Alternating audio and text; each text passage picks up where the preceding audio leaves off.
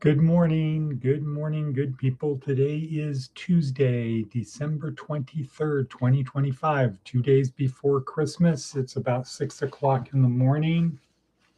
Here we are in the wonderful West, out in the West, the last frontier, 60 miles from Sin City, that distance, maybe a little bit more to Death Valley, a little bit more than that to Area 51. This is Art Bell George Norrie territory. Here we are. And so it's Tuesday. That means a Vegas day. Mark your calendars. Not January 10th, first episode of Nevada, of Nye County, the Nevada frontier. First episode. Big deal. And so we got a lot of work to do, going for the smallest viable audience, people who care about the West, like the Western lifestyle, like the hard scrabble, sharp elbows, pistol packing, rootin' tootin' people. Yeah. People you can always tell somebody from here, you just can't tell them much because they know. Why? Because they're living in the West. And in the West, if you don't know what's going on, there's three kinds of people in the West. People who make things happen, people who watch things happen, and then people who wonder what happened. And those are the people who don't make it out here. You can be an active participant. You can be a viewer. You can participate vicariously, or you can just kind of not know what's going on around you. And then you look around, and it's what just happened here. Dive bomb. Okay. So today's show. The theme of today's show is success part do, and we have the formula for success on the worksheet. Success equals a function, money times meaning and purpose. That's it. That's what success is. So we're going to talk more about that. But before we do, let's get to our worksheet. Advice from an 80-year-old. Be a good winner. Be a good winner. Yesterday's advice, remember, was be a good loser. And why do we say yesterday's advice, why do we say be a good loser is good advice? Very simply, so people will want to play with you again. And meanwhile, your strategy is to learn, right? Okay, you're going to beat me, but I'm going to make sure you have fun. It's enjoyable. You're not going to regret it. And I am going to be learning. I'm going to be getting you as a tutor, as a mentor, as a consultant, etc. That's what I get out of the deal.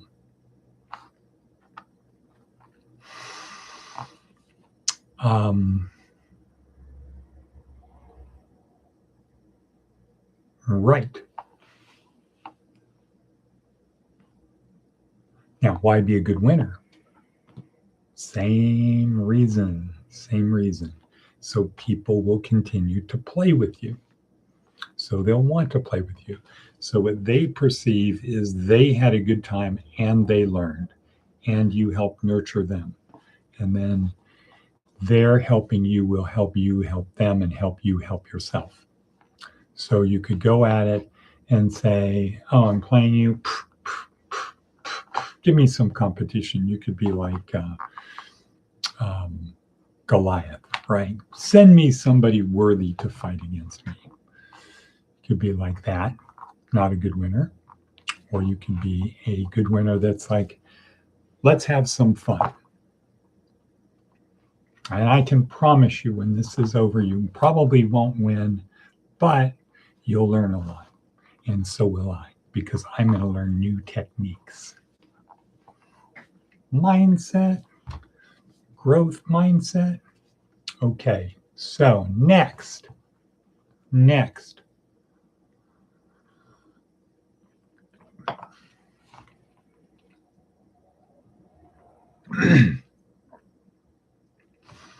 What else do we have? Oh, let's go to Seth Godin. Random access. In case you can't tell, I have other thoughts processing in my mind right now.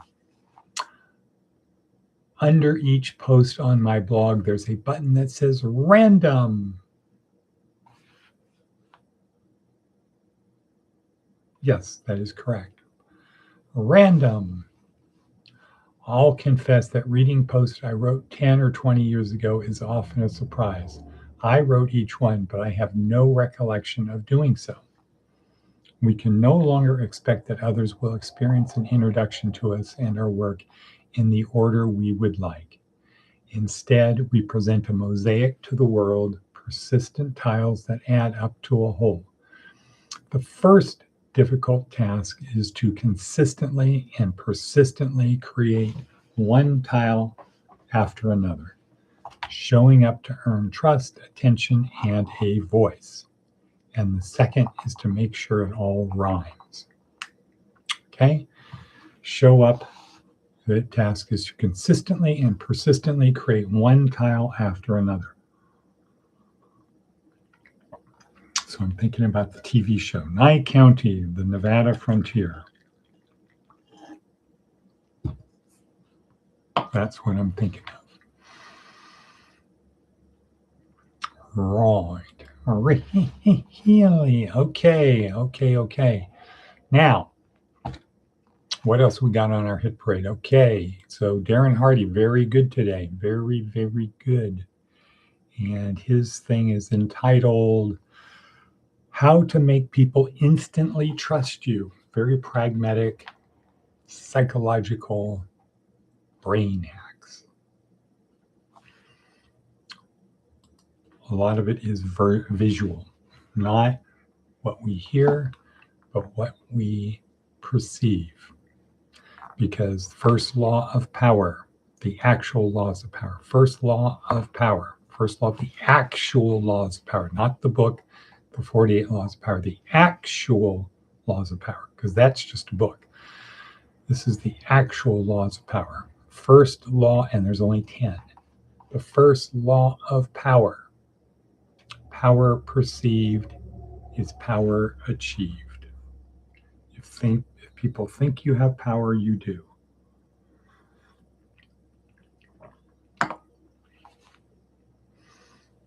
Okay? If people think you have power, you do. And that's part of Darren Hardy's thing this morning. It's about perception. People can trust you if you do the things that trustworthy people do. People like us do things like this. So it's about posture. It's about timing. It's about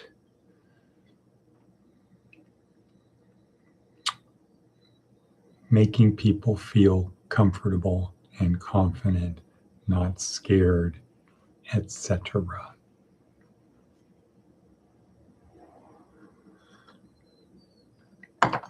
Bonk. Okay. Next on our hit parade, let's look at, how about today's prayer? So in the bottom of our worksheet, we have Evangelia Prima, Gospels First, a 4-week lesson plan. We are in week 4, day 2.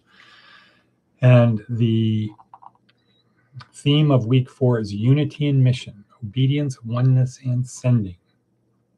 Day 2 of week 2, Matthew 28, 19 to 20.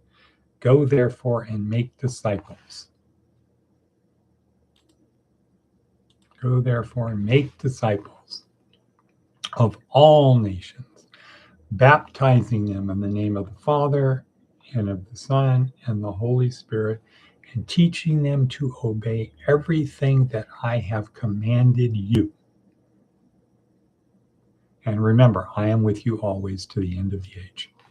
Okay, that's an interesting thing to bracket on. And teaching them to obey everything that I have commanded you.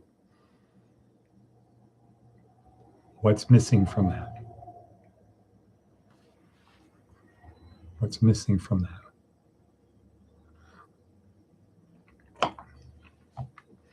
It doesn't say teaching them to obey everything that the temple tells you, that the Pharisees tell you, the Sadducees tell you, that your rabbis tell you, your leaders tell you, that well, people didn't have Bibles back then, but that the book, the law, doesn't say, in teaching them to obey the law and everything I have commanded. It doesn't talk about the law. It is saying, and teaching them to obey everything that I have commanded you. So, when somebody says, you got to have the Old Testament, you got to have Paul, our response could be, well, how do you deal with Matthew 28:20? God incarnate came down to teach people, or even if he came down to take away the sins of the world, he says, if you love me, you will keep my commands, teaching them to obey everything that I have commanded you.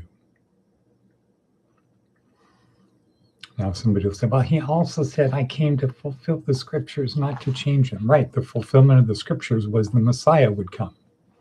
He came to be the Messiah. He is the way, the truth, and the life.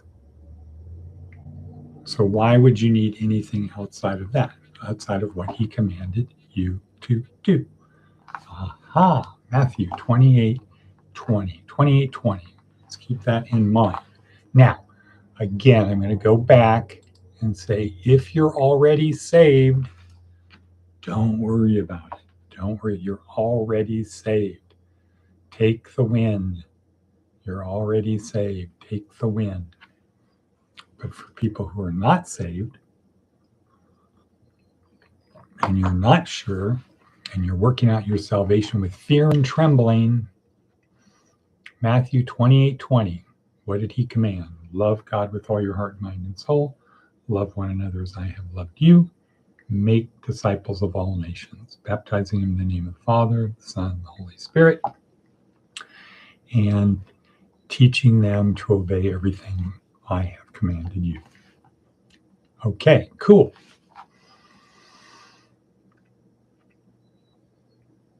Next, formula for success. Okay, so down below, please subscribe. Remember to subscribe. If you haven't subscribed, subscribe right now. Click on the bell, share, boom, bonk, bing, bonk. You know the thing. You know the thing. Just let's do that. Spread the word. Okay, success. Let's talk about success. And this, when we're talking about success, we're talking about success in the day-to-day world of men and machines. And when I say men, I mean people. I don't mean males. I don't mean people possessing XY chromosomes. But those, I don't mean only people possessing XY chromosomes. How about that? So we're not talking about eternal success, salvation. We're talking about success in the day-to-day operation of life. But the added benefit of that is what? You get on a trajectory, transformation, and an upward trajectory. So that when we have shuffled this mortal coil, we are heading in the right direction.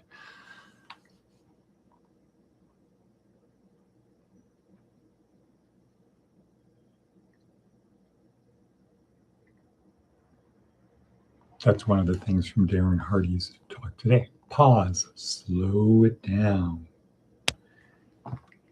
Slow it down. Don't talk fast, talk slow. Okay, success, S equals success. Success is a function, meaning there's not one answer. It could be like a wave. Success is a function, but if it is, you want it to be going up. Okay, success is a function of money times meaning and purpose. Or another way to look at that would be money and purpose multiplied by money, where money is the big thing that makes the difference. It's not the amount of meaning and purpose, it's the amount of money you can put into it. So last night I had a meeting with people who were granted to open a charter school. The state said, you can open a charter school.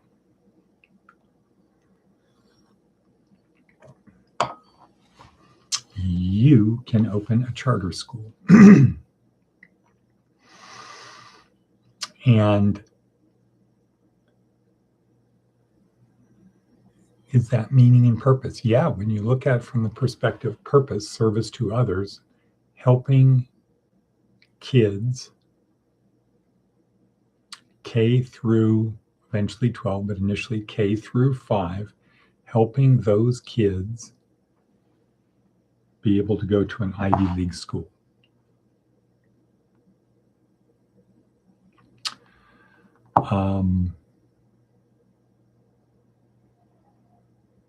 Yeah. Helping those kids go to an Ivy League school.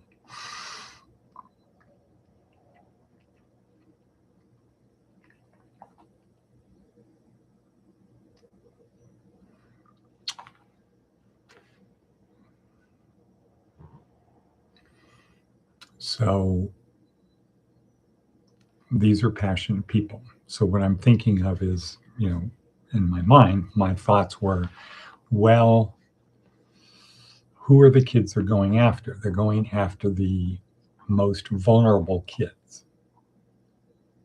And they're taking on a very difficult task, which is overcoming the socialization of the family. Now, the good news is they have to petition, the families have to want to send their kids there. So there's a selective process right there. So parents who don't believe in education are not going to send their kids there. Though I suspect there'll be a disproportionate number of single mothers under the age of 26 who will do it, considering the school to be very important in the socialization process, which then gives the mother the freedom to find a mate. So that's my hunch. So the mother doesn't really care about education. What she cares about is getting help raising her kid. So I think there's a little bit of a disjointed goal versus families who want their kids to go to Ivy League school, two-parent families that want their kids to go to school. Good morning, Matticus Von Atticus. Haven't seen you for a while. Glad you're there. So that will be interesting to see how it plays out. I think there would be a great opportunity for families who care about education, who are willing to make a commitment, kind of like the what's the new Catholic school in Las Vegas that is really designed for parents who don't have the ability to pay for a good education. So we have a disproportionate number of young women, single young women who've been to jail, single young women with children who've been to jail. And I would say if you don't have the complete support and pressure from the family to get the kid to want to go to an Ivy League school, I'd say Stanford, Ivy League school, Stanford. If you don't have that pressure from the family, that total commitment from the family, It ain't gonna happen. The school, of course, will say, yeah, give us that kid because we're really going to demonstrate how much we can change. But I think in the beginning years, it's important to really have the support of the family. Education is your ticket out of here. And have the total commitment that the parents are going to do that. They're going to participate in all extracurricular activities. Anywho, we're out of time. Success is a function of money times meaning and purpose, where money comes first.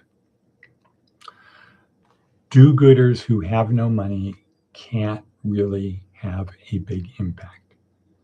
If you're a do-gooder with no money, join a tribe and nudge it forward. Join a tribe of people like you and say, let me help. Don't be the lone wolf who says, I don't like what they're doing, so I'm going to take my ball and go home and then end up doing nothing. I am going to block those people because I can't communicate my frustration. If you are a do-gooder, somebody with a big heart, compassionate, wanting to help, if that is you, join tribe and nudge it forward. Don't join tribe with one foot out the door. Be committed. There is a wave function. Some days are going to be crisis, other days are going to be perfect. We don't abandon ship just because we run into a storm and the captain doesn't take our advice. We don't get to see the big picture. In fact, that was a discussion Navy SEAL had with one of our guys who was critical because at times he would be very close, like pals, and then at other times, you're just an infantryman, you're not an officer. And this Navy SEAL, long-time Navy SEAL, good guy, SEER instructor also, Dave Schmeck, proud to know him. His message was, hey, you got to give the guy a break. He has to be down here in the trenches with you, fighting the battles hand to hand, but he also has the other responsibility to deal with things that you have no concept of. You're only down here, you see it from the fog of war. You have no idea what's going on over here. Have a little, give the guy a break. So, anyway, way over time, my apologies, and we will say hasta la vista, baby.